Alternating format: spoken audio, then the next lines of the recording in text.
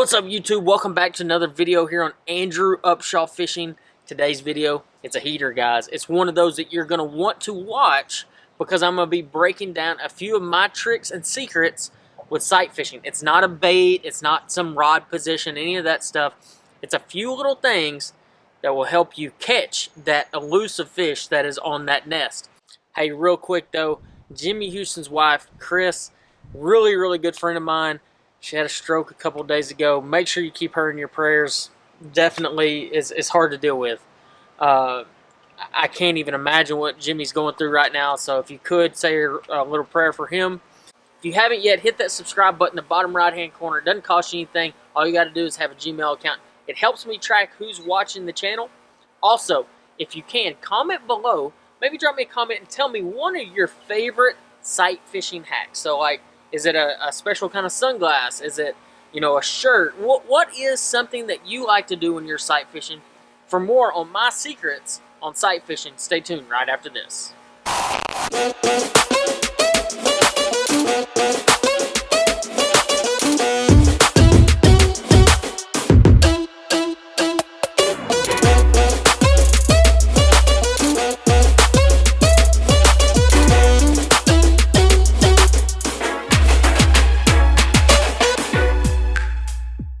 Hey guys, welcome back. Today's video is going to highlight a few of my secret hacks when sight fishing for spawning bass.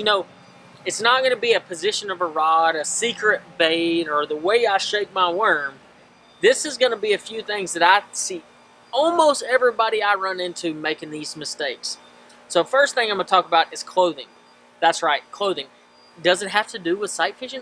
Absolutely. Like, it has so much to do with sight fishing. I see guys wearing white shirts, yellow shirts, all these bright colored shirts when they're sight fishing, and that is a problem.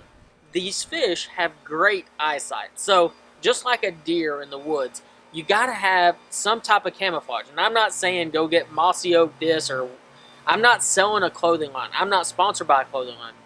But what I will say is that it depends on your backdrop a lot of times. If you're on a sunny day, you're going to see me wearing blue a lot, because the sky is going to be blue. You might see me wear gray. You might see me wear green. Something of very natural color is extremely important, because it is either going to blend in with the sky or is going to blend in with your surroundings, whether it's trees, bushes, whatever it may be.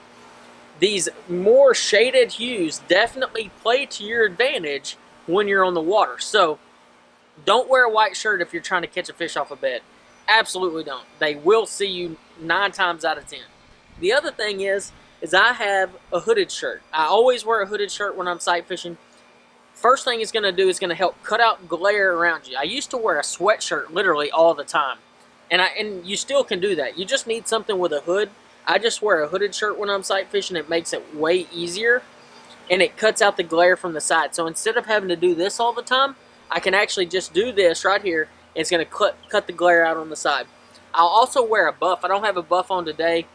Any buff will work. Just one where you can cover the true edge of your sunglasses to where absolutely no light can get in from the side. A lot of times that's actually what causes a lot of problems on the water, is too much light penetration from the side, which in turn will make that glare on the water even worse when you're trying to sight fish. So the first item is clothing. Good color, hooded shirt, maybe even a buff to help cover the light. The more light that you can cover from the sides and the underneath, the more fish that you're going to catch. I mean, no question about it, you're going to be able to see easier in the water. No doubt it's going to help you catch more fish. In the next few clips that you're going to see, you're going to actually see my nephew Jace and my son Kane reeling in some really nice bass while we're sight fishing here on Toledo Bend. I hope you enjoyed this content, and I hope you enjoy some of the other tips that are going to follow a couple of these fish catches. There you go. Hey! Oh yeah, you're not getting away. Oh, maybe you are getting away.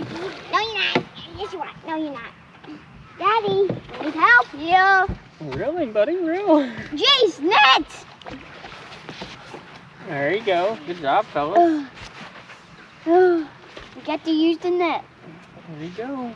Holy moly, that was a hard thing to catch. And glad you didn't get away, stupid pants. Oh, these people. Yep. Let's go, Kane. Good job. Good job, buddy. There you go. God. Here, let me get Me both. All right, Kane, there you go. Here, hold him in that hand and Jace can kind of help you on this tail. All right, just a second.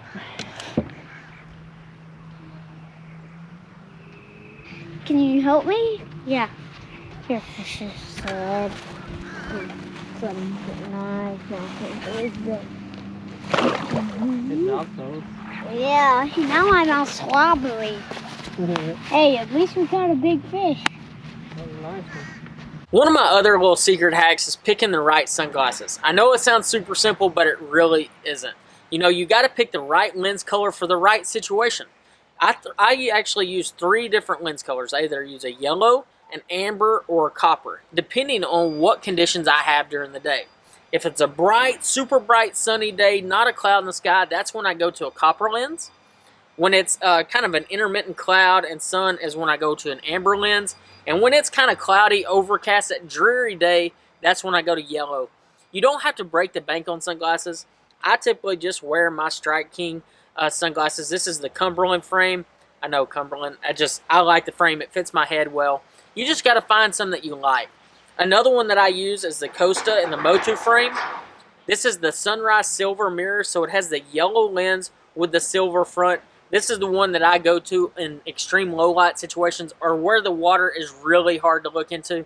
Guys, I typically carry about 5 to 6 different pairs of sunglasses in my boat at one time. So I have a lot of different options. I know we're not all in that situation or where we need that many pairs of sunglasses, but guys, day in and day out, if you keep changing them up, you're going to be able to see the difference in lens color whenever you're looking in the water. And that can mean the difference between seeing that fish 4 foot down and not seeing it at all. So make sure you pay attention to what sunglasses you put on your face.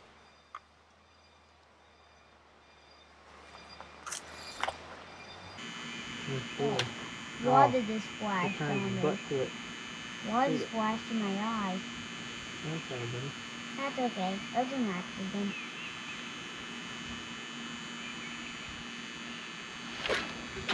Kate! You're not getting away. After all that work, you're not getting away. Daddy! There we go. Good job, guys. Oh yeah. That's what you get, Tootie Butt. He's a Tootie Butt. Look at this big black tail. Yeah, I didn't see that. Yeah, he's fish. He's fish. What? I think I maybe saw that. Look, Alright, you ready? that pink stuff on the egg right there. Grab him right there. Grab him hard. Hope he doesn't get cold. Okay. I got you. Here, now grab him. I see Jace should do this. He's more careful with fish. Here, hold on to him. Right there. Hold it. Okay, hold it. Now let him go. So when spring comes and those fish move up on beds, the one thing that you're going to notice is there's going to be a lot of trees blooming. There's going to be flowers everywhere. The other thing you're going to notice is a lot of pollen. All the yellow stuff floating on the water makes it almost impossible to see down in the water. So this little hack definitely will help you see down in the water. And it's this right here, a water gun. I know it seems kind of silly, but all you got to do is put a few squirts of dishwashing liquid in here and fill it with water, shake it up, and you can squirt that on the water and it's going to disperse the water and make it to where you can actually see in the water. I like one that I can actually shoot out to about 20 feet so you can stay way off of that bedding fish. You can shoot it out there and you can squirt it all over the place and you're going to be able to see down in the water because what it's going to do is going to make that pollen just dissipate and move out of the way where you can see that bass. Oh, I can't believe he's taking this long picture. He's super excited. He's really angry. Yep, you got him. Jeez. Come on, Kane. Get the net ready. You gotta put the net in the water, Kane. There you go. Right, press the button just a little bit. Alright, bring it here, buddy. I got it. I can't believe I got it. Go. Whoa. That looks like the same fish I caught. No, it's kind of similar, isn't it? There you go. I gotta hold it. Okay. Hang it up there. Hey, Jace. It feels weird. All right, fellas. Here, let me turn this a little bit. Smile. All right, there you go. Hey, remember, 7. Be careful for his fins. Yeah, be careful, okay? Okay. Bye-bye. One thing that we don't talk about enough, and we absolutely should, is our power poles. You know, I get a lot of questions about power poles, and more so in comparison to spot lock or anchor lock type trolling motors. And they're like, oh man, should I buy this anchor lock troll motor or should I buy power poles? And the number one thing that I always say, it's literally my exact answer every single time. Do you fish shallow? Most of them say yes, sometimes. Well, if you only fish shallow sometimes, maybe you shouldn't get power poles. But if you fish shallow a lot, like I do, I love sight fishing, I love fishing shallow grass, I love getting up there flipping heavy cover, then you need power poles. Because then here's why. Whenever you pull up to an area and you really need to break it apart, whether you're flipping bushes or fishing that big spawning bass that you just found, if you have an anchor lock trolling motor and you don't have power poles, yeah, you can go anchor lock it up there, but it's going to be constantly making noise. It's always going to be spinning. It's always going to be pushing water all around. And that is a problem in shallow water. It will spook bass the more noise you make. It's no question about it. So what I can do with these power poles is I can position my boat exactly where I need it to be, drop my power poles, and make absolutely no noise, and make that precise cast every single time. And that will lead you to a lot more big bass and definitely help you stay more quiet on the water. So day in and day out, I always recommend power poles. They mean the world to me and absolutely make a huge difference when fishing that shallow water.